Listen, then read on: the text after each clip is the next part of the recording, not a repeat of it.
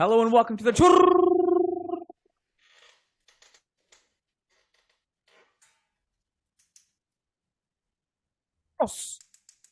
y Tácticas Podcast. It is Monday. I love it.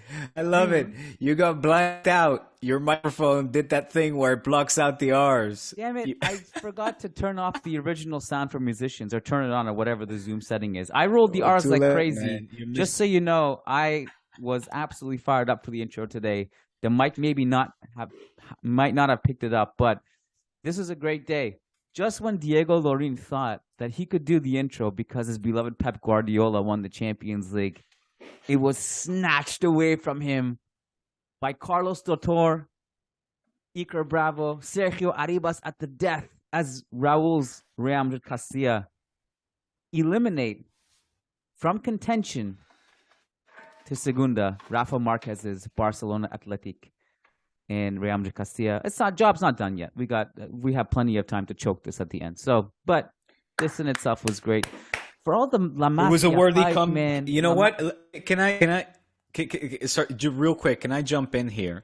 Because as I'm approaching on my final days as Barca journalist, I had the pleasure of when was it? On Saturday to go into the newsroom. Just do 2 videos because there is no more Barca news anymore, by the way. I might put the last clip up for patrons, actually. That I gave a little goodbye. But let me not digress too much because I want to finish thought as well. I just wanted to jump in and say that on Saturday, I had to prepare the preview for this, Castilla-Barca match. And the way the previews are usually cut, Kiyan, is you take footage from practice, you take the post-practice statements, and you do what is called teclas tapadas, right? So basically, his statements, those of Rafa, and in this case, Carbonell, one of the players, as they're talking, you kind of cut them and off with training sessions and like the players that they're referring to, like Arnautenas, etc. Anyway, the reason I'm bringing it up, Kiyan, is because I purposely left out Rafa Marquez talking about the potential scenario of being behind by a goal and having that psychological effect hit you, especially, and then he goes, like, against Madrid, that believes in these remontadas, these epic comebacks.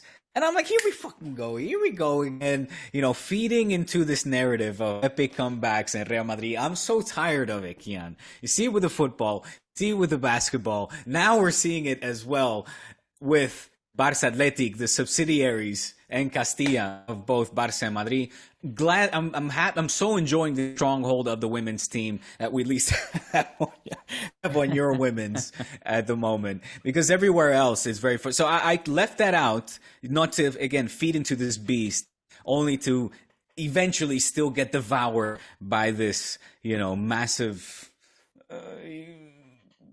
hype train that is behind Real Madrid. That you guys just hit with the spirit, man. It's the spirit. The spirit's got me. Juanito, he's all over me. We're going to win this thing. It's insane. And then in the final minute, the handball. Look, whatever the Cules are saying, complaining about, Madrid won at fair and square. We're out of here. Respects to Raul. Respects. I loved saw the images of him immediately going to Rafa and the Barca bench. Anyway, class act. Madrid won it fair and square. Got to be driving you nuts that we've had so many classy coaches of late. You can't complain about Raul, Carlos, Zidane. There's no feud, no drama. Everybody has to respect. Well, the good thing is that clásicos are always clásicos, Kiyan, and you see that it goes beyond sections, beyond first team football team, that it goes into other areas such as basketball, women's football, and the Barca B team. And it has been as well for a long time. I mean, it shouldn't be understated and or unappreciated for that matter. And if there's one thing I take away from my time at Barca is that is really covered different sections has only fit into my interest, in particular in those Clásico games. Like the rest of the season, it's kind of, well, you can have more or less interest. Like my obviously interest goes more towards the basketball team I have to say, and the women's team as well, because they're just outstanding. But anyway, this was just another epic one. You enjoyed it? I did. I see you're flexing your guns. What is this? The Monday gun over here? I'm just realizing now I'm wearing mine the other way around because there's the backrest right here. I'm wearing it inside out. No, I am wearing it inside out. Anyway, you're flexing guns, baby. What, feeling tough, huh? Yeah, I don't know. Guns. I don't know if flexing is the right word. Overheating is another word that I could potentially use. Not something we always say about Canada, but it's there. It's happened, and finally, our 1 month of summer has begun. It's great time over here in Canada. Enjoy, baby. You know, at this point, it's not a narrative. These comebacks, it's not a narrative. A narrative is like a media fabrication. This is just a real thing. It's a real thing. You know what a narrative is? A narrative is like when people overhype La Masia or overhype the other young players. And hey! Watch it. I need to wear this with respect. I cannot wear this inside out. Excuse me. Well, it's like it just means it's tattooed in basically on the inside. It connects with your heart better. Cool gun show. This is I don't know if this is suitable for ads on YouTube. I might have to put a censor on this one.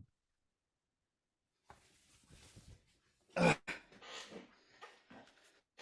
right, we see it. Thank you. Back. Congratulations. Congratulations. We all see the crest now. I enjoyed it because it really felt like just a very Real Madrid night at the office. It felt like it was nice, after like a pretty bitter season, just to throw on a game where, it's a big game.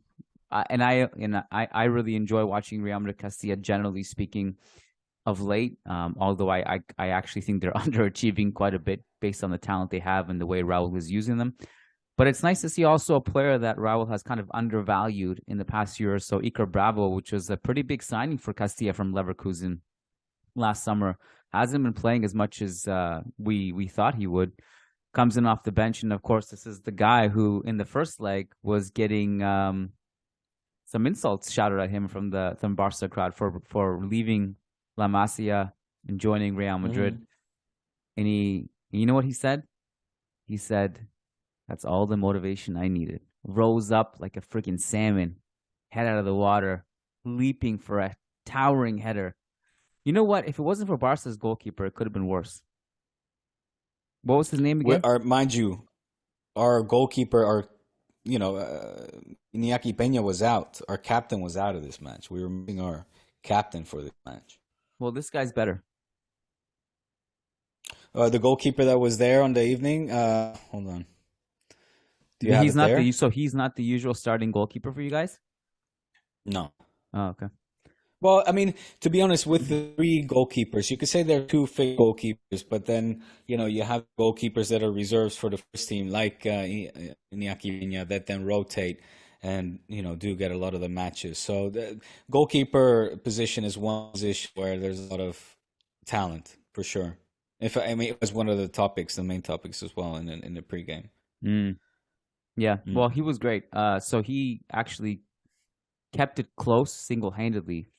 Because I didn't take many notes on this game because I was just kind of watching it without really working. And I think it was around some point in the second half, I don't know, 60th minute or so, Barca had their first real chance. Up until that point, it was just basically one-way traffic. There was nothing. It goes to show you the difference between playing home and away. And also nice to see the Di Stefano Stadium packed. It's usually it's not completely empty, but I mean, it's already a small, tiny stadium to begin with. And because only Socios can buy tickets to Castilla games, you never get a high attendance. But obviously for a game of this magnitude. That's ridiculous. Yeah, it's cool. It's cool to hear the stadium being really loud. When Arriba scores the penalty, everyone's going crazy. There was a collapse in the stands. Yeah, that's right. Collapsed. Yeah. See that? I hope everyone's okay. I don't really know. I didn't check to see the aftermath of that, but everyone's fine. The Castilla Socio thing, so that's really interesting. I didn't I guess in the past I've been kind of vocal about how I wish they would allow people to buy tickets. It's really weird.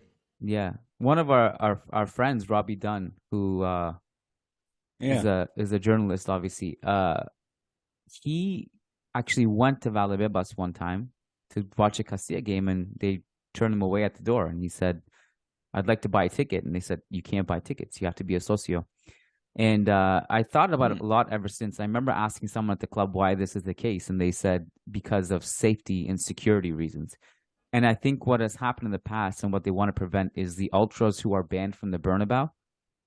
I think some of them have snuck in under the guise of just a random innocent fan, and then they cause problems when they go in. So you have to show your membership card to buy a ticket. I think that's why. Also sucks because just that there's a lot of like fans, Castilla fans. Like we have Castilla fans who like work for Managing Madrid, but they before that, like, and even still, like, they're just massive Castilla fans. We have one guy, his name is Sam. This will blow your brain. I've never heard a story like this before. He did not become a Real Madrid fan. He's from England. He became a Real Madrid Castilla fan before becoming a Real Madrid fan. So he's like imagine like a Castilla supporter who doesn't really watch Real Madrid as much as he does watch Castilla. So there's people like that who want to come and buy tickets to the games, but they can't. It's kind of like this weird situation. I'm assuming Barcelona doesn't have the same rule because we were surprised. Yeah, no, they don't. They don't. You can go to the Barca Athletic games as a socio. It's for free. And they sell it to the public. There was just something like when you talked about the ultras and stuff like that. I mean, a lot of the ultras that were quote unquote banned from the Bernabeu have just recycled into this new. I think it's called Grada Sur, right? What makes you say that? Isn't it called Grada Sur now? Yeah. Well, it's just kind of publicly known here that more than an expulsion, it's like a brand, like a face wash, because they were so known for having, Nazis in the Ultra Sur. But now still, I think like a guy called Ochait. He's like the leader, like the main guy now for the Grada Sur, which was it's basically the same thing as the Ultra Sur, but then, like I said, with like a brand face thing, let's say, a brand renew, a brand wash. And these guys, so yes, still, you see them at the Castilla games. They're like the hardcore Real Madrid. What used to be Ultra supporters. What you just said is completely new news to me, and I'd be surprised if that's true. But I will just say that I've been to so many games at the Bernabeu now. I obviously lost count, but the Grada Sur are very, very tame. Like, they will sing songs and that's it. They don't do anything else. The Ultras were literally racist and dangerous. And there's been a few times where, when you're sitting press row at the Bernabeu, to the left of the journalist section, there is a stand there. And I've seen it at least couple times in person that this has happened. And I've seen other instances where videos have been published later after the game, where some of the previously banned ultras, or whoever they are now, maybe they're just kind of new members recruited, they get tickets in that section to the left of the journalists, and they start to shout insults at the Gradas. And so you'll see what happens in the Bernabeu during games is you'll see just like verbal attacks from the top towards the Grada fans at the bottom. And they're just swearing and chanting at them and insulting them. And so I'd be very surprised if what you said is true for that reason. These are completely different kinds of people who are at the Grada. Listen, they're just basically like families and people who just want to sing songs. Like, they're not like the ultras that were banned. Yeah. Again, you should do some digging into the guy Ochaita and how he's still basically the leader. It's the Grada fans is what it's called now, the Grada fans. And you might be surprised when you find out.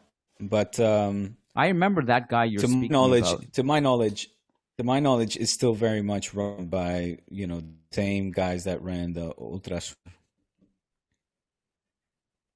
I don't know what that. So I know that guy you're speaking about. That guy was like literally, I think, even arrested at one point.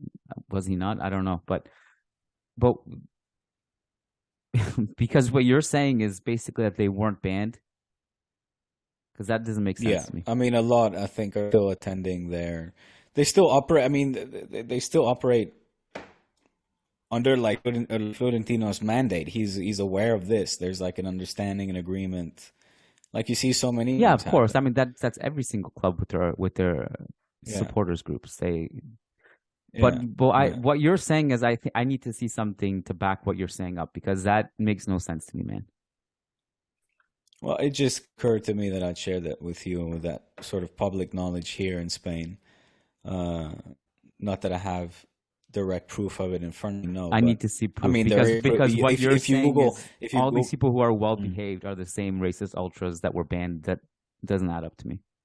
But when you're saying that they get insulted and from the fans up above, that section, I've attended that section many times. It's very small. It's very tucked away, similar to like how the Camp Nou has the away section super high up in you're behind like glass. What is that? Like an ice hockey game type glass. What is it called? Plexiglass or something? I don't know. Plexiglass. Sure. Plexiglass. Thank you. Anyway, Kiyan, it's a long summer, my friend. Let this be just a grain in your head, in your Madrid head, and that just notice it. Ask around. I'll provide some proof as well for the Friday pod. How's that? Yeah, I'd love to see it. We can talk more about this. As long as I'm never going to deny evidence ever about anything. I'm just asking, because what you're claiming is completely crazy to me. I need to see it, because it's a difference. Like if they're getting snuck in, if they're sneaking themselves in a different section, that's totally different than saying the gradas are the same as the ultras, which is not the case at all. So I question what you're saying. I have to challenge it. I have to challenge it, right? Because I don't. Of course. Yeah. And you should. You're right to. It forces me to back up these claims. So, to be continued. Join. To be continued. Churros y Tácticas. Diego is going to bring the conspiracies, and the UFOs, hey, man, and all that stuff to the Patreon. Listen, episode. Where do you know that with the UFOs? If you're still in denial, then come on. At this point, like, what else has to happen really besides an alien greeting you going, "Oh, bro." Even then, I would question. I would say, take the mask off. Can you basketball? Are you like the Space Jam alien? I want to see you play some ball. Epic comeback. Until I'm abducted, probed, I will not believe that they have arrived. Hey, look, this is not a place where we discuss your fantasies. Keep that play at the Sobhani house or for Friday sessions. Patreon.com/Churros y Tácticas. What is the update on the UFOs? Please enlighten me, because my stance is this. I don't think it'll. Go ahead. Dude, it's just like now with the whistleblower also coming out. I mean, it is just to speak against the word of so many high-ranked officials, credible officials, putting their entire livelihood, reputation on the line. Going out there, stating one thing about these unidentified flying objects, right? Or UAPs, as they're referred to now. That I technically could be a whistleblower. I could just put a mask on, go get on a mic and anonymously and say I understand that, but you're not a high-ranked military official, bro. You're Kiyan from Churros y Tácticas and Managing Madrid. Like, you're not gonna any whistles that are gonna make a sound. So how do we know that this guy? These people, they're not anonymous people. They're not anonymous. Oh, okay. No, I genuinely didn't. I don't know. I'm not up to date with this. I'm asking. I'm not denying it. They're not. Okay. Well, they're not anonymous people. These they have a first name and a last name, and they're putting their life on a line. You could go so far as to say as well. Okay. Because when I hear whistleblower, that means anonymous to me. That's what I thought it means. Known always. I mean, whistleblowers are very well known. You have Snowden. You have what was that one called before that, or during the same time? The famous one. Oh, fuck, I don't know. No, whistleblowers do not always be anonymous. No. And same with this guy. It's just the evidence is just like stacking up, and it's just overwhelming at this point to still be in the denial camp of like, okay, that was a weather balloon, or that, was a natural phenomenon. No, these are inexplicable by, the Pentagon themselves. They have gone now on record to admit there are unidentified flying objects within our aerospace that are flying with impunity in ways that we cannot understand, that are not from this earth. And it's like, that is like, well, then they are from another planet. Therefore, there's life on other planets that are visiting us, that are doing, and maybe have been. Maybe it'll turn out that these years, decades, centuries of claims of aliens turn to be true. And who knows? We can go so far to say that this theory on the pyramids being built or partially built by extraterrestrial beings, who knows? I don't know, man. I just find it fascinating. It sparks my interest. It gets me super excited, especially during these dull football days, if I'm really honest with you. And I have some great conversations with our patrons as well. We have some very educated patrons on this topic, Kiyan. And I've seen there's actually a lot of patrons that we have that actually have talked about this quite a bit in our DMs, and also commenting on our discussions about this. I don't deny, nor I don't refute. I don't do it. I'm just telling you what I think is possible, what is not possible. I literally don't need to see an alien ship for proof that there are life forms that exist and civilizations exist. I think it's almost mathematically impossible for there not to be intelligent life forms, and probably millions and millions of civilizations out there. I don't really need proof of that. I think the math just is overwhelming about how infinite basically the universe is, that it would be impossible that there wouldn't be.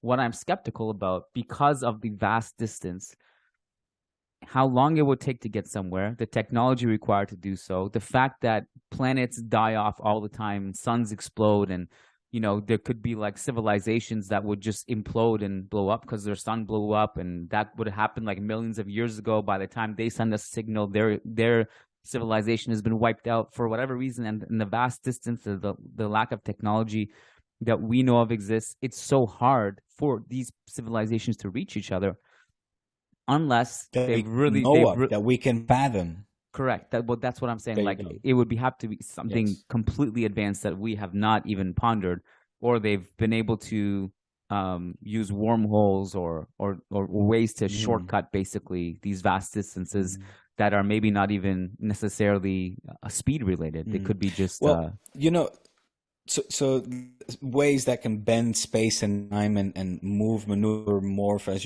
you said, right, in ways that we cannot even understand. So I'm going to send you some of this stuff, the whistleblower sent, because some of the stuff is like, I mean, he is stating claims that we are and have been for a long time in possession of various UFOs, have been studying these, have been trying to back engineer it. I mean, that is nothing new neither. These claims have been made by Bob Lazar back in the 70s, 80s already. I mean, and he's on Joe Rogan, and a great documentary has been done by him, by Jeremy Corbyn, I think his name was.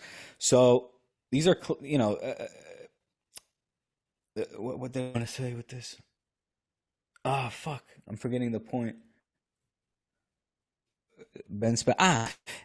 He can go so far to say that, mind you, I don't want to put words to this whistleblower's mouth, but what I did read was that during one of these inspections of one of these crafts, apparently the first person that walked in was in there for like minutes, and as soon as he got into the craft, there were all of that. It was bigger inside than it was outside.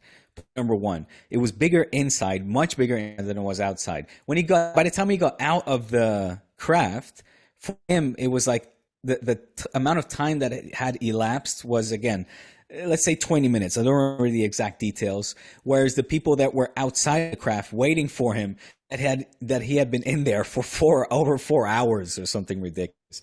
So again, these are all words. Nobody knows if this is true. That's my problem with it. These are just words. Like even if it comes from someone within, like there's no proof of any of this beyond someone coming out and saying some shit. There is proof, Kiyan. There's no proof because there has been no transparency for beginning since this investigation took place. Since the beginning, there was any sighting of a possible UFO, which, if I'm not mistaken, was it might have been in was it in Colombia? Anyway, yeah, but like a lack of transparency. I don't deny like we don't know everything that the government is doing. Obviously, why wouldn't you want to know? I would love to see this. No, of course I want to know. Of course I want to know. But I'm saying that like we can't just say that the lack of transparency is proof either. Like we can't. Well, so you're refuting what these whistleblowers are saying. So you're saying you'd rather call bullshit on their claims than to say maybe so many people are coming out finally after so many years and the whole stigma behind it is finally changing and people are being more open, more receptive of the idea that, hey, maybe it has been happening and maybe this is not some pie in the sky cuckoo bullshit. And this has been, kept under wraps or cover. And these people from, again, very high positions, officials like military people, scientists, engineers are coming out saying, you know what, I have been working on this, or I saw this, and on my flights, my radars, we saw this, or I saw this with my own eyes. Like, who the fuck are we to talk against these people that are putting everything on the line, dude? What I'm saying is just I'd rather take their word for it than like a governmental agency like the U.S., or any government for that matter, that is all bullshitting their people. That are, I wouldn't take anyone's word, Diego. Why is only one side bullshit? Maybe everyone's full of shit. Why? Like I question what the whistleblowers say too. I'm not saying that I would take their side or the government side. I'm just saying like we don't know anything. Everyone's just talking nonsense to me until we see proof that we don't like. This could be any. You could leave Churros y Tácticas today and say, man, I have inside information. That Kiyan, no, I couldn't. That Kiyan has alien blood. I've seen it. But you're gross. Listen, I'm not an Alex Jones. What? No, I am not like that. Would be somebody like Alex Jones would do that, or somebody like I don't know, some of these crazy lunatics, liberal lunatics, like that you see on the airwaves. Like they would go out on a limb and claim something like that. Somebody with credibility wouldn't. You're doing a gross disjustice to the people like Officer so and so and these people that cannot name by names right now, but these very reputable people, by comparing them to complete nut jobs that are just putting, as you would call it, conspiracy theories out there for the sake of doing so. But me on the other hand, some of these people have actually, they hold weight, like their argument holds weight and value, and more so than any other like official claim of whether these UFOs exist or if they have them in there, if they have been studying them and trying to back engineer them, etc. So all I'm saying is that when you couple, what you're saying. Well, when you couple the data and the science that we have now, which is it's virtually impossible to travel these distances in short times and meet and do what we're suggesting for another civilization to actually come here and visit us. When you couple the difficulty of that with the lack of real proof, it is more than reasonable to be skeptical of even credible people claiming these things because there's still no proof of it. So there's the beginnings of hard evidence. Can we agree on that? Why? Because someone said something? No, because of radar footage. There's been radar footage because of for actual a long time. We don't know what those things are. Like there's like exactly. So many of these. That's my point exactly. But there's no scientific explanation behind as to what it could be. Therefore, Therefore, there has to be another explanation for it that is beyond our understanding. Therefore, they're saying that it is not from this earth. So many sightings that are like uploaded are there's actually ones that are manipulated. I saw one that you retweeted, Diego. Can you still hear me? Yeah, perfect. I saw one that you retweeted somewhere. And it was like a UFO thing, and then it was like later it was shown that was actually manipulated and photoshopped, and it was fabricated, like with CGI or whatever. So there's those, and then there's the ones that are just uploaded that are clearly just like either glares or just a plane from a weird angle. And then there's like ones that truly are like possibly real, that are inexplainable, but that doesn't mean they're from another planet. It could be another country that has a tech that Americans don't know about or another country doesn't know about. And unidentified doesn't necessarily mean from a different galaxy. So, but that's how some are defining it. How much with much more knowledge and much more credibility than you or me are defining it as. So, I think we've already spent too much time on this topic. I think this is where I am on this. I know where you are. I'm just saying that you have to be skeptical of what these people are saying. That's all. But I wish you were this skeptical about Real Madrid and Florentino Perez, my friend. And the Madrid-based media. There are things that are unassailably true, and Florentino as a stainless purity that was sent from God himself, as an infallible and incorruptible entity, is undeniable. I love it. This is I'm gonna make a show reel of Churros y Tácticas one day. This will certainly make that show reel. This is gold. I need to take a minute. I have a question for you. I need to go into question interviewing mode now. Explain to me the obsession with partying with City's Champions League win. I need to understand this a little bit better. Why are you so? It's as if you won a Champions League title this weekend. Can you explain this to me? Like beyond it's Pep, I saw your tweet. I need to know really why you're so excited surprised about this City team that has so many breaches against them, so many open court cases, and have spent so much money, the oil money that you get so annoyed with PSG. Why is City the exception for you? Why are you excited about this? Okay. I will. Oh shit! Hold on. Close the alien tabs for a second. I asked you a question. No. I was taking note. I'm serious. I'm gonna start taking note whenever there's a brilliant moment on Churros y Tácticas. Maybe I'll make like weekly compilations during the summer, and this one has to be on there. This Florentino quote. Okay, so what is the question? Why am I happy for Pep and Chiqui and Soriano and Grifismo? These descendants from the greatest Barca in history. Why am I happy for them, for those people? Is that the question? These people that made Barca great, these people that have a legacy, the best legacy at the club, because I'm loyal to my people, man. And if my people do good, I'm happy for them. Let me rephrase the question. It's regarding the best coach in the history of the game. That's debatable. I think you. Okay. Thierry Henry said it, so I agree with him. Must be true. You should invite him on. You might as well get him on the whistleblowers too. Thierry Henry. I like Henry, by the way. You better. He's awesome. There's a double standard, in my opinion, a little bit. All right.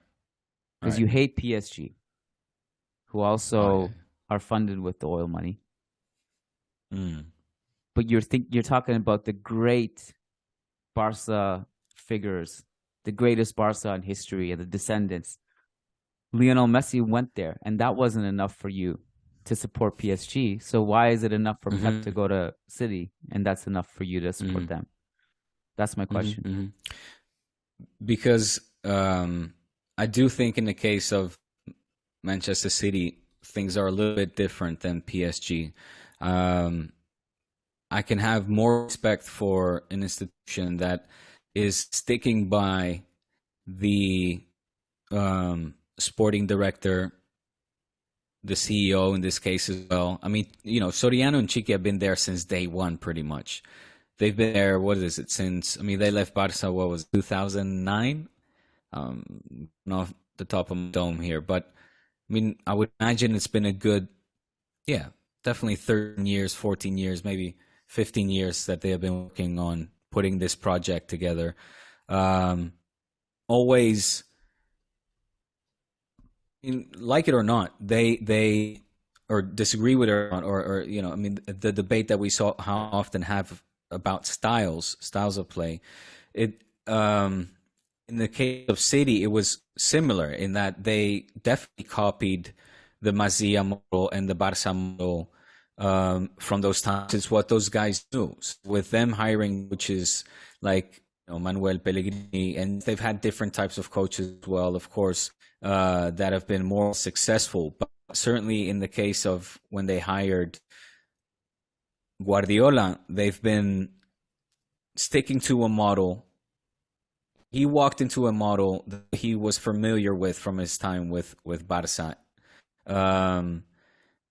Because of the people that were with him side by side, Kiyan Soriano, people that trust him and they reciprocate that trust as well by giving him what he needs. I think they've obviously had the luxury to acquire many players, but we see from other clubs that simply acquire superstars without a perfectly organized plan or a sporting project and a philosophy, if you will. That really it doesn't amount to anything. It doesn't amount to nothing. And examples of that are certainly PSG. We've seen Chelsea as well being an absolute disaster this season in particular, buying every player and their grandmothers and just throwing anything at the wall and see it sticks. But yeah, in the case of Man City, there's been stability. Has been winning the Premier League, what many claim the toughest and best league in the world, for I don't know, the hegemonia, the dominance, the stronghold. Is it 5 in the last 4 in the last 5 in the last 6? What is it? Something along those lines. And in the Champions League, they've been consistently competing, which is really at the end of the day all you can ask for from anybody. Compete. And whether it's semis or whether it's finals, Man City are there over the course of the last few years, and that's due to Pep Guardiola. That's due to the trust instilled by his team, the right hand and left hand man in Chiqui and Soriano. The model worked. I'm happy for them. I could care less about Manchester City. If Soriano and Pep Guardiola pack their bags tomorrow and achieve success at, say, PSG, then I would have to, I know it won't come instantly. I don't believe you can buy this kind of instant success neither. Again, City, their first big signing was start with Robinho, didn't it? And then Kun Agüero. That was sort of the chain of the chain effect, the domino effect. And look, I quite frankly was happy when Man City won the Premier League on that very last day with a goal of Kun Agüero as well. That was fucking awesome, man. If you're not loving moments like that, then you just don't love football, man. I'm sorry. I'll be the first one to sit here, and the loyal listeners will know I'm not hanging out all weekend watching every single goddamn football game there is. But seeing moments like that are worth watching, man. Definitely.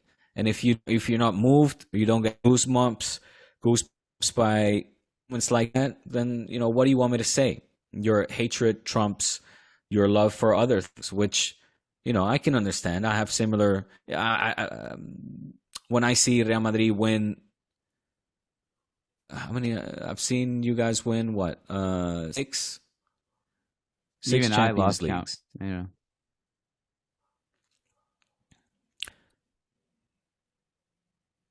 No, I guess my question is more like, man. Like, I find it funny that people are like, "Oh, Cules is happy for Pep or happy for." No, it's like you're happy for a person that you want to see do well, no, I and don't. for a model that they are practicing, putting into practice that you want to see succeed. I mean, ironically, that final was not played at all the way that No, you guys. it was dirty. It was not a final. It was no. definitely escaped with that one, intermissing some glorious chances, but. Quite frankly, outplaying City. I thought they were going to lose. I was like, they're going to lose, and we're going to see the conversation will come back again. Pep can't do beautiful football for most games, but then just doesn't work. Yada yada yada. So this was an ugly one, and I'll take it. The same way I'll take a Holland winning a World Cup just to fucking have it already. And if for like 70-80% we can do about playing football total or Itaka, whatever it is, and then when the going get tough, you got to play dirty, grind it out, get a dirty, nasty one for the team to get that trophy in. If that's what it takes, then maybe that's what it takes. But by the way, I it's not a criticism that you were celebrating City's win. I was just trying to understand it a little bit better. It was not City's win. It's Pep's win. That's how I see it. Okay. I don't really care who anyone supports. Like, I think everyone has the right to enjoy football the way they want to. And I often get annoyed, for example, with like people who support players more than teams, like the ones who will jump ship if a player leaves the team and follow the player. But even that, fundamentally, like I have no right to be upset with, because everyone has the right to enjoy football the way they want to. I'm just trying to understand a little bit better, because it felt like you didn't have the same energy with Messi at PSG, for example. And I do agree. I do agree fundamentally that City are far better run than PSG. Like, it's not even close. Like, there's a sporting vision that exists. There's also one thing that I like about City, which I don't have many things to like about City, but one thing at least I respect is the fact that they don't hold players against their will. Like, if players want to leave, they're generally open to be like, okay, we won't force you. We'll work with you to, renegotiate. They're completely run different. Yeah, absolutely. But the fundamental, what's the word? Common denominator.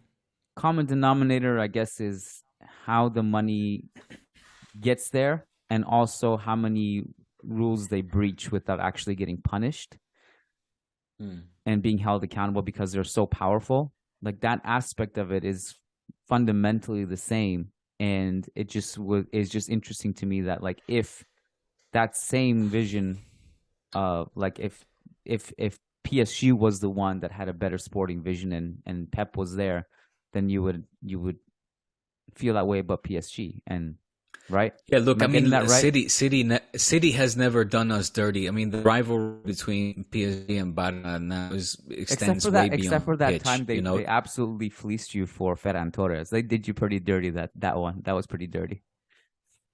Well, whatever. That's that. You're not gonna make me laugh. Okay, you'll make your Madridistas laugh. Nice. What was I gonna say?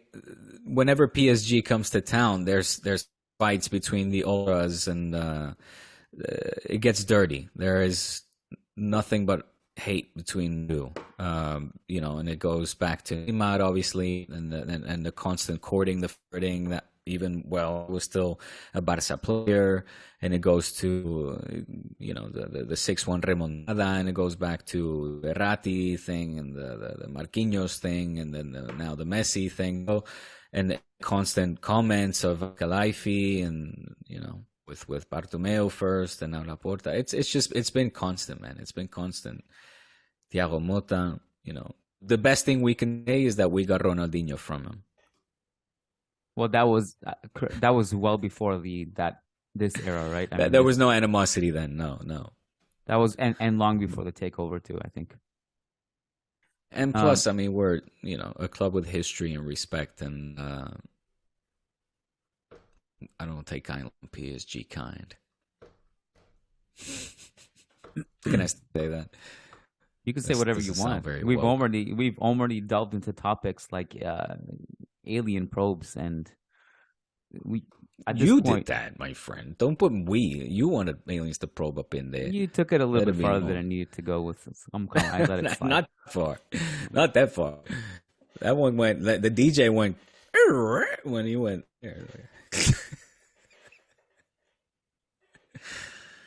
So what? Show off that gun. What is that? I don't think I've ever seen that tattoo. Show off that tat. No? This one. What is it? Explain that to us. Well, a lot of people are listening to this on audio, so I'll keep it short. I'm not watching the video. But the Scorpio is me, and then the constellations of the stars are my kids. So I'm kind of floating with my kids in space, basically. Floating in space, huh? Like I don't know, like it just kind of means like we're intertwined, and like I just would. Are you a fucking alien? Maybe I know something, damn Diego. Alien. Maybe I know. Are you one of them? Are you one of them? This would be too. That's why you're so defensive. You're an alien. They're finding us out. They're getting too much information on us. I'm on to you. Listen to me. That's a sweet tat. I mean, that looks pretty. I want to get a tattoo. I just can never decide what I want or where, for that matter. But yeah, I used to be like you. I have several now, and they're just kind of all over the place. But I used to be like you, like, oh, the placement and like what it is. And then at some point I was like, you know what, this is cool. That's all. The only reason I need to get it is it's cool. So I'll just get it. I don't care anymore. Like I don't need, like sometimes I feel like I almost felt like this weird, like I have to explain myself when someone asks to make it sound cool, not that I didn't regret it. But I'm just like, fuck, this is what it is and I like it. So this is, take it or leave it. This is what I like. I stopped overthinking it. Yeah. It's good, you know. I like shoulder tats. I like the thing is I like extreme tats. I would never get like 3/4 sleeve or something like that. I like tats on the hand, but I would never do that. You know, like a tat on the neck, something. But again, I won't do that. So at least on my shoulders, but all that stuff is off limits for me. But even you'd be surprised. The first one you get can be a bit of a portal. So like, oh, this is cool. We just keep getting more. Yeah. Everybody says that. Would you ever get a Barca tattoo? No. What I would get, and that's sort of the idea that has been in my head for years. My sister's a graphic designer, as is my best friend, and I've been asking for both of them kind of interpretations or additions of an idea where, you know, I wouldn't mind incorporating roots, you know, my values. And what I basically came up with was, do you know the helmets, the Gavi helmets that you see on top of the Pedrera and also at the Sagrada Familia? It's like he has these very iconic soldiers, these like guerreros, and in fact George Lucas, his Star Trek was Spielberg. Star Trek is Spielberg. George Lucas. Star Trek. No, is Star Wars is George Lucas. I'm talking about Star Wars. Thank you very much. Star Wars, George Lucas. He was inspired. You just offended somebody somewhere for sure. Star Trek and Star Wars cults, they're very, very like it's like correct. Yes. Anyways, they're like Ronaldo and Messi fans. Of course, I meant Star Wars. Right. Yes. I know that from the Simpsons. And you're the aliens guy, George man. Lucas. Come on. Star Wars, okay, Star Wars.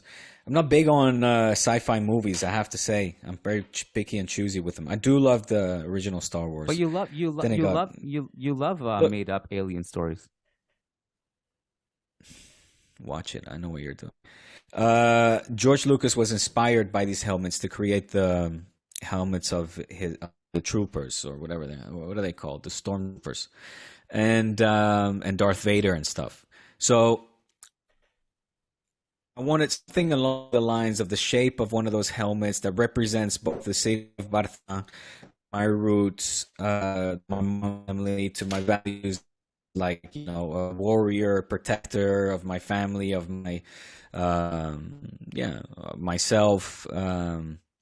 So I was going along those lines, and I need to, you know, just being a citizen of the world. I wouldn't mind incorporating other areas of my life where I've lived, my identity, that form my identity, that make up who I am. Diego Lorijn, a Dutch Spanish fucking person in this world, just trying to figure the shit out, man, and enjoy the ride, you know? Cool, man. Yeah, do it. Get it done. Look forward to seeing it. Yeah, right. One day. Is there anything else that you wanted to talk about today? Yeah, I feel like there was a greater point I was trying to make with all this, and I think you were just talking about tattoos. I don't know if there was anything. Yeah, but I threw the tattoos out there because I was trying to think. I was like, wait, what was I saying again that originated this whole spin-off into what? But anyway, no, I guess I got nothing to add. Okay. I'm trying to think right now. I mean, is there any news at all? Not that I know of. I'll talk a little bit about the Messi thing. Okay. Now, the Messi after effect. In fact, I read a great article from Jordi Blanco, ESPN journalist for ESPN Deportes, where he kind of, I would say, summed up the sentiment, also my sentiment, pretty accurately, defining, the move from Messi to the US kind of, it has different faces. There is, I think, the sense of like disappointment in his decision, but at the same time, also this sentiment of like, it's better this way. What we were talking about all along. And really the reason why I didn't want to get excited about a possible return neither is because it's better this way, man. Let him have his tribute a few years down the line in the no Camp Nou, once the Camp Nou has been renewed. Let him come back, do a tribute game, going to the US, a league that and this was really fascinating what Jordi Blanco talked about as well. He made the comparison between Messi and Johan Cruyff going there. Johan Cruyff famously went there in like 50 years ago in 1973, and he joined who was it, the Astros, I think it was. Astros? So many players. I mean, was it the Astros? I think the Astros are a baseball team. You're thinking about it was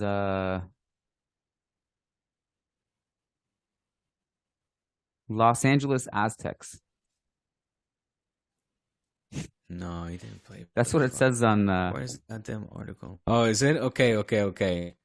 No, okay. Well, then is that. Anyway, needless to say, like, so many stars have already done this, I mean, obviously, in recent memory are likes of Zlatan, David Beckham, but, and so many players now as well, so they're falling off our radar. Dos Santos brothers, Chicharito, I believe, is there now still as well. Raul went there, of course. David Villa. Yeah, but I'm talking now more recent. But in the past, yeah, from Raul to Thierry Henry to David Villa to Pelé to Beckenbauer, even Koala back in the day went to Canada. Actually, Koala went to he played for Toronto. What? Yeah. Hold on. And that for a team that doesn't exist anymore. I'll tell you the name. Hold on. Article, I have it pulled up now. This is somehow ringing a bell. Like, I have a vague memory that you and I may have stumbled across this. Toronto Falcons. Yeah, I think I did know about this. Yeah. It's vague. I have a vague memory we discussed this, and I was shocked to hear this. Also, Giovinco in his maybe for his tribute went to MLS. It's funny because I feel like we're not. Stoichkov. Stoichkov played in Chicago and Washington. Actually, he was there for a long time. That is true. I remember that. I wonder how far away we are from these players actually joining leagues like MLS and the Saudi Arabian League in their peak. Do you think we're far away from that's that? The thing. World? Okay. Like this makes me think that yes, we're still far away from that, because with Messi going there and also openly admitting in his letter, you talked about in the last podcast, you said that Laporta was throwing shade at Messi for saying that he wants to take it easy and this, that.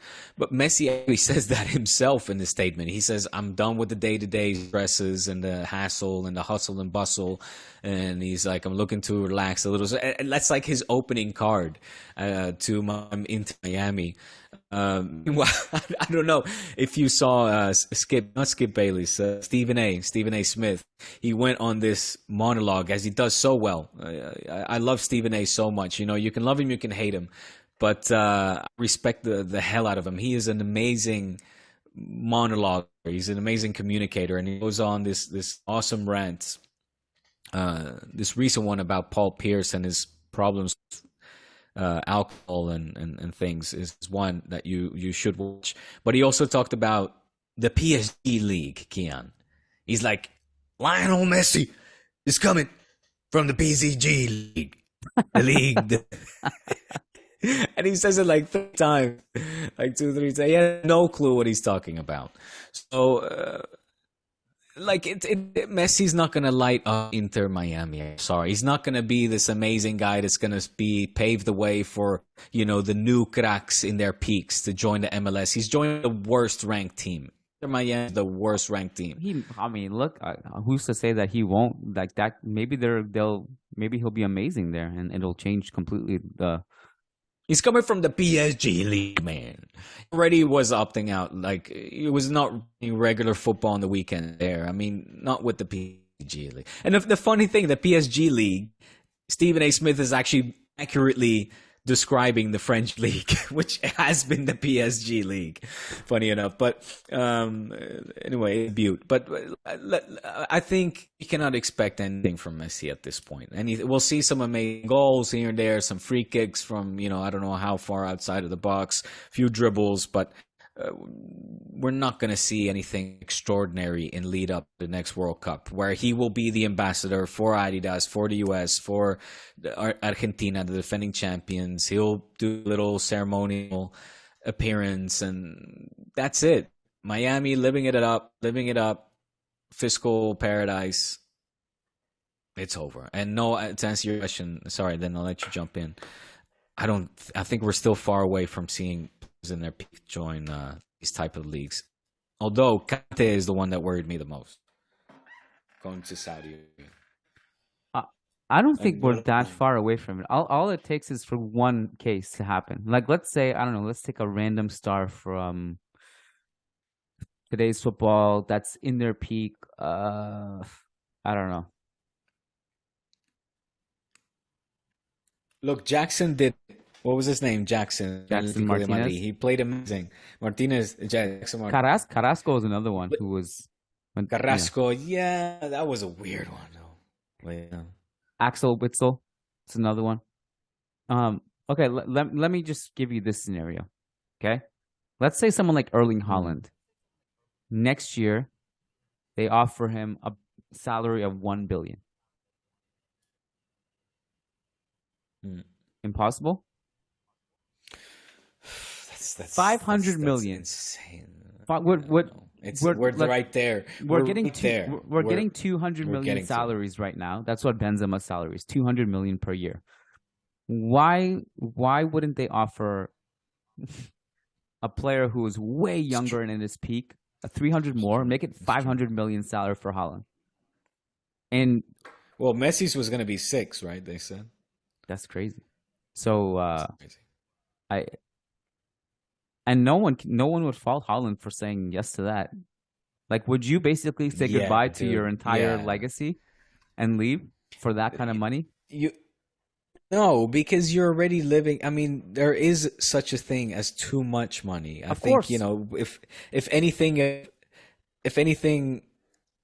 if we're going to learn anything from these gazillionaires, is that money truly doesn't bring happiness. And you said nobody would fault Haaland.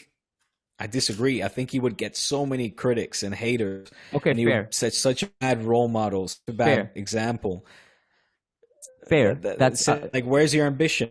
I agree with you 100% on that aspect of it. I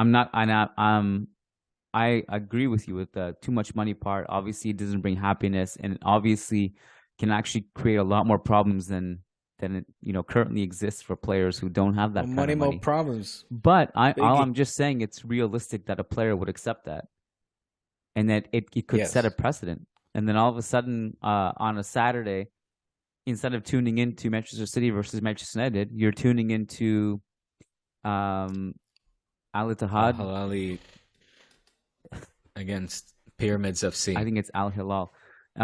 You're tuning into that game instead because it's Haaland versus I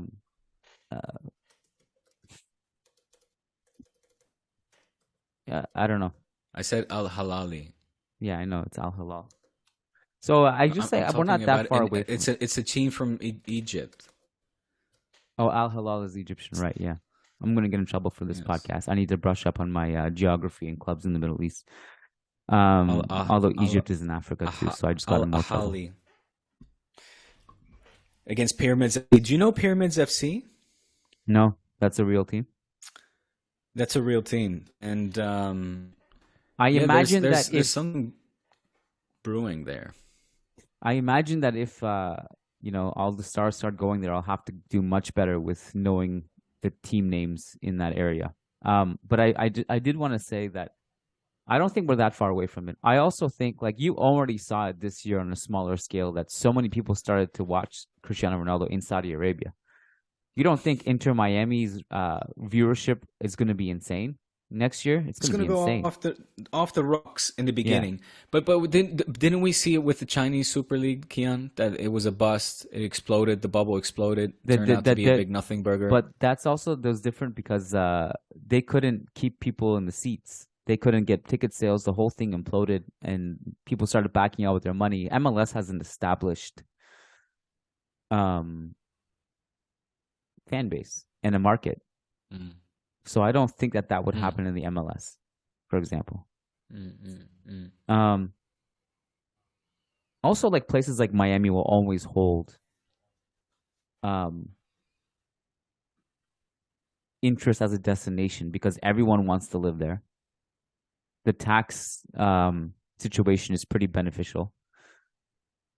South Beach, man, like, it's an incredible place.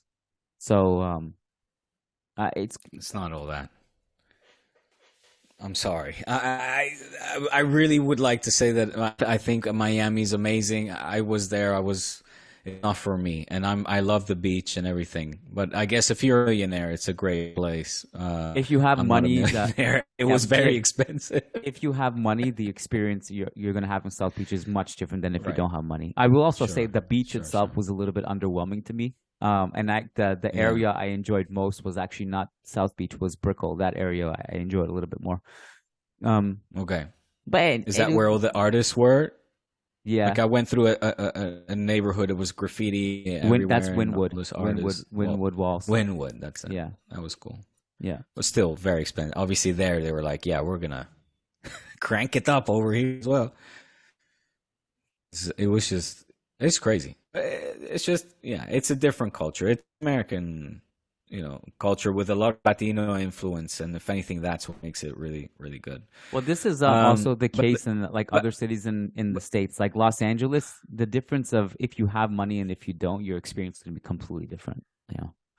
But bro, they got Messi at 36. Like, they got Risto Stoichkov when he was done playing. They got Johan Cruyff when he was done. Pelé when he's done. Beckenbauer when he was done. Thierry Henry, David Villa when they were done. Rafa Marquez, Bojan Kirkic. He's our friend Jordi Blanco is listing so many players here that went there. Zlatan. Now, I was saving Ricky Puig for last because, if anything, Ricky is an exception. He's an exception. The norm. Yeah. is out of the norm. He went there, everybody scratching their head going, why would you not go to AC Milan and instead join LA Galaxy at such a young age? Well, Diego, question for that. The big case that we didn't talk about was Giovinco going to Toronto FC in his prime, and they won a championship with him. And so that was like an outlier too, that like a player highly touted in Italy as the next young star goes in his peak to TFC, which was unheard of too. And that's another case that you can look at.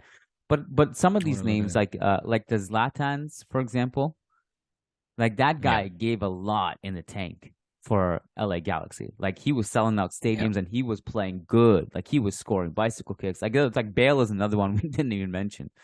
But Bale was pretty washed at that point. Like he was washed. He was not playing well. I think he did score a couple goals, one of them in a final, but he wasn't like lighting that league on fire. From what I understand, I didn't watch really, so I can't say for sure. But that's from what I understand. Went to Toronto, right? Went to Canada. I think he went to Montreal or Vancouver. Montreal. I think Montreal. Nesta went to Montreal too. Yeah. But anyway, so like, I don't know. We'll see, man. I just still think that these leagues still have so much to catch up on. Of course. No, I'm not. Of course, that's not debatable. What I'm just saying is that at some point there's going to be so much money coming and no rules governing it. And this is the thing. Like I was having a conversation with my cousin about this last night. That how much the new money is changing the landscape of football, and it's impossible for this to happen in the NBA because there's rules and salary caps and how much you can spend, and it's actually regulated. Like a filthy rich owner can't come in and buy like let's say the Kings, because they are owned by a rich dude. Forget his name. But he can't come in there and just offer like LeBron James half a billion dollars because there's rules. Like you can't. In football, those rules aren't governed. And you can get away with private clubs with their own money coming in and just outspending everyone. And that's one thing that concerns me, is that where does this stop in football? Yeah, that's true. I also wonder for the future of basketball. What is if they can't use their money to do this in the NBA? What's to stop them from just starting a new league or doing this in another league outside of the NBA, and then all of a sudden the NBA will have competition? I could see that happening in the next 25 years, couldn't you? A breakaway National Basketball League, the NBA, instead of the National Basketball Association. Never thought about it, but I guess, we have seen things like the crazy sports, right? The trampoline basketball, that's / American football sport. Yeah. Of course. Yeah, I forget what that league was called. Which, by the way, have you ever tried dunking from a trampoline before? It's much harder than it looks. No. Yeah, I'm sure. Yeah. No, I when I say I haven't done it, I've never had the full attempt. Sometimes we go with our kids to this place called VAS. I'm sure that you go to similar places. It's like this big trampoline parks. Yeah.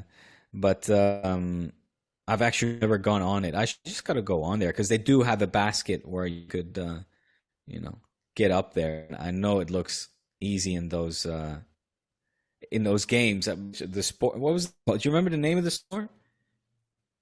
Not off the top of my head. It's like dunk ball. I don't know. I don't think it was. But no. It's slam ball. Slam ball. There was also the you know what I'd be really interested in, but I don't think enough players would do it. Ice Cube kind of tried to do this when the 3-on-3. Yeah, the 3-on-3 with the old guys. Yeah. I would just pay so much money to see like older players in a different league. It is like understood that they're not good enough to play at the professional level. League? Watch the Kings League? No, what's that? Is that a thing? Is that with older players? The Kings League.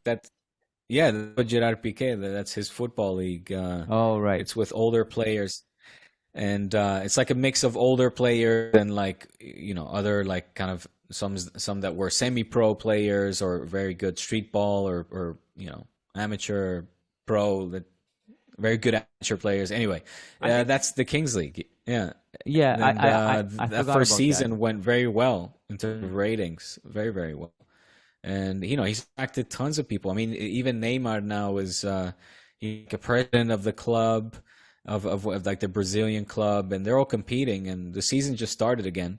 The last season the final four sold out in the Camp Nou, just to give you an idea. So there's definitely a demand for it. And who did I see recently? Like, is Figo playing in that one? Iker Casillas is playing, or he has a team. Casillas has a team. He's the president of a team. Well, maybe I lied. I wouldn't watch it then because I'm clearly not watching this thing. So maybe I'm a lying consumer. But I think, but the problem with things like that is that like you don't get always like all the players playing. What I would love, it's impossible to do. I would just like to see everyone from that era just graduate into an older era, and they're like almost forced to play. Like you could like, how cool, tell me you wouldn't watch this. Let's say next weekend, it was a Clásico, and it was Barca versus Real Madrid, and you had Casillas versus Valdez, you had Iniesta and Xavi playing, you had Zidane playing, you had Figo playing, but it was not like a friendly. It was not like, oh, this is a fun charity. There was like, no, it was like animosity and bad blood and tension and fans going nuts and like people calling Figo Judas. The game's like in the Camp Nou. I'd pay per view $200 a night. I'd pay it. We could go splits on it. I like it. That's what I want to see. I want to see like NBA, like not 3-on-3 Ice Cube or like some random old players who are not good enough to play anymore. I want to see like Michael Jordan posting up, Scottie Pippen. Oh, that would be great. That would be very good, especially now. Like Pippen is on, man. Pippen lost his mind. It's gone to a point where I'm like, when he talks bad about MJ, I'm like, oh man, it's not good to be Scotty right now. With his ex-wife banging Jordan's son as well, I'm like, it's like, oh Jesus, that's news. This is rough. You didn't know that? I don't think his so. His wife has been dating Jordan's son for time now. They've been together for like a year and a half. Like no wonder he's so mad. That's the whole thing. Exactly. Jeez. Oh my God, poor guy. Yeah, poor guy. He's still, come on, Pip. Don't go there, Pip. Don't do it. But come on, that's also got like Pip. Jordan's son has also got it. That's kind of a shitty thing to do too, though. It's a little bit shitty. Michael Jordan's son, like, why you got to go for Pip's wife is hot as fuck. Well, she's fucking hot. I mean, she is very, very hot. That's not like the be-all, end-all. Sometimes ethics matter. Yeah, well, like, why are you going Jordan's with son's going to do what he's got to do. I don't like that. Like, No. It was his ex-wife already. That's not cool. That's not cool, man. Jordan's son doesn't owe anything to Scottie Pippen, man. If I think he does. That they're friends. Woman like that. Their dads were friends. I think that's a shitty thing to do. Clearly not. Because Pip went all over. Pip, went crazy, man. After the Last Dance. Their relationship started after the Last Dance. You got me start there. So Pip, this is all Scottie Pippen's. Like, make no mistake about it. But yeah, it's not good to be Scott, right? Scotty's suffering. Poor Scotty. You watching the finals? Not as much as I want to. Now these days are days where I can start catching up on this kind of stuff and actually start following it well, for that matter. So yeah, I'm watching these next few games. I have my last Barca TV news on Friday. I'm gonna put out a clip, like I said, in the last bit. Basically, what I did, Kiyan, to give you an idea, with my edit rundown of the 3 years of us, because we started on the same day, and we did, worked on all the big programmings. The programs together. So we did a rundown of all of the programs that we worked on, which was Blue and Red, the game show, Cules magazine show, and Barca News. and we did a compilation of highlights, and then I said a little farewell speech on my behalf at the end, and said, just said my goodbyes. Yeah, it was nice. It was emotional, man. I fucking had to hold back the tears. But I can put the clip on, put it on Patreon, a little treat for our loyal listeners. Are we recording Thursday this week? No. So Thursday I'm away. I'm celebrating my wife's and I 10th anniversary. For all you nitpickers out there that are, you gotta be professional, man. You guys aren't always professional. Read the description on Twitter. It says an unprofessional podcast. Don't expect us to be professional. Okay? We come here to be unprofessional. We're professional all day, every day. We come on churros to unwind. And we still are as committed as we possibly can be. Well, sometimes life gets in the way. And we always made the commitment whenever we need. We respect each other's, life commitment sometimes. And the other person will down for it. Or we make it up to you like we did on Friday with a 2-hour goddamn podcast. Right? There's a lot of I feel like there's a lot of entitlement from people in general. Like I saw the other day, like Lucas, who one of my co-hosts at Managing Madrid, he's been tweeting a lot about basketball because he's a Nuggets fan. And there's like people in his mentions being like, "I'm gonna unfollow you. You are the Real Madrid news guy. How could you do this?" It's just like it's a lot of entitlement. There is that sense. Give me what I want. I need me. Yeah, you guys got to be like this because this is how it is. All right, cool. Are we doing? Are you away for the weekend? So sorry. Yes, I'm gonna go away on Thursday, but I can record the Patreon pod on Wednesday. Okay. Yeah. Well, you and I will coordinate this off a little bit. Yeah, we'll figure something out. All right, man. Alrighty. It was a pleasure. I don't know what the hell we talked about today. It was all over the place. Everything, man. Everything. Do I have to edit anything? No, absolutely not. What are you talking talking about? We never edit. We never edit. Yeah, but sometimes I feel like maybe you need to. Now that I'm not part of Barca, you're asking. This is the first thing you're fucking asking me if you edit anything. What is this? Sometimes I will write you a text and say, "Hey, this could potentially put my job in jeopardy." I don't know, man, because you can get canceled for anything these days. So I don't know. Do we say anything? No, we said nothing controversial. Nothing. Do you think any aliens got offended? Friendly.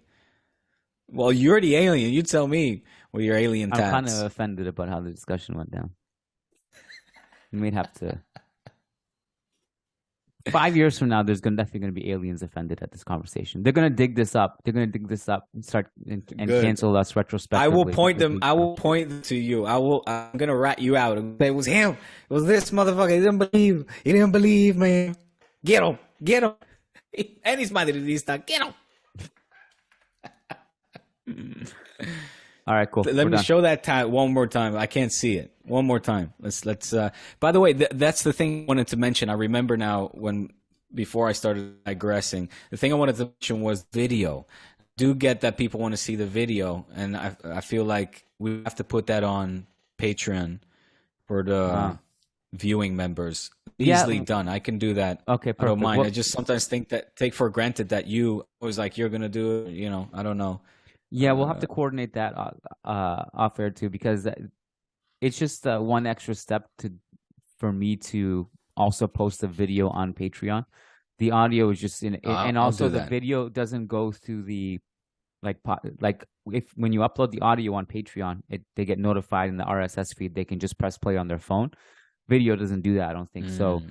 But if you just that's why when I do solo pods, it's always video. Yeah. And I feel like Yeah, okay. Yeah, so yeah. They get notified. They don't know.